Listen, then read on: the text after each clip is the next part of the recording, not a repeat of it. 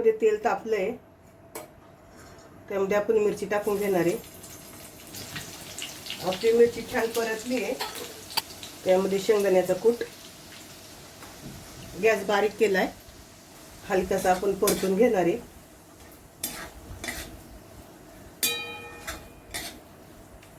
इथे मी सुकलेला बटाट्याचा किस घेतलाय आणि तो 15 मिनिटं पाण्यात भिजत ठेवला होता. पाणी काढून घेतलंय.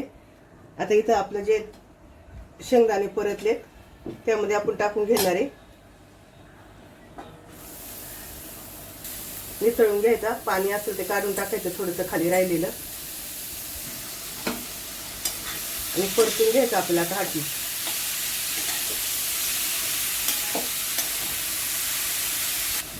बारीक गॅसवर परती ते सगळं.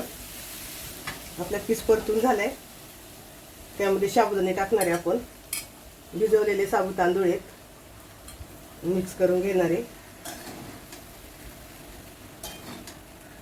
खूप छान लागते ही खिचडी. तुम्ही खाल्ली का मला नक्की कमेंट करून सांगा.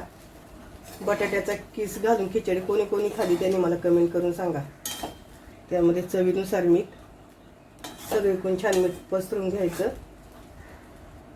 इथं छान आपण मिक्स केले. आता मीठ टाकलं होतं, पूर्ण खिचडीला मिक्स करून घेतले. तर त्यावर झाकण ठेवून घेणार आहे. झाकण काढून बघूया.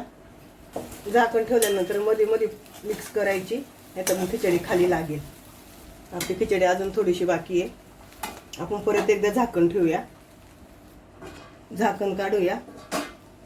त्यामध्ये थोडीशी साखर तुम्हाला टाकायची असेल तर टाका, नाही टाकली तरी चालते. मिक्स करून घेऊया. इथे आपली खिचडी शिजली आहे. आता फक्त थोड्या वेळ 2 मिनिटासाठी झाकण ठेवायचं आहे. आपण साखर टाकली ती वितळली पाहिजे, नाहीतर मग खाताना कचक कचक लागणार. बघा किती सुट्टी झाली आहे. अगदी कुठेही गटका झाला नाही खिचडीचा.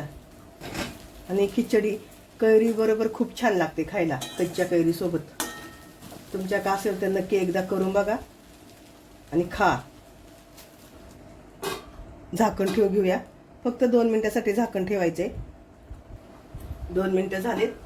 आपण झाकण काढले. खिचडी मिक्स करू. इथे आपली खिचडी तयार झालेली आहे.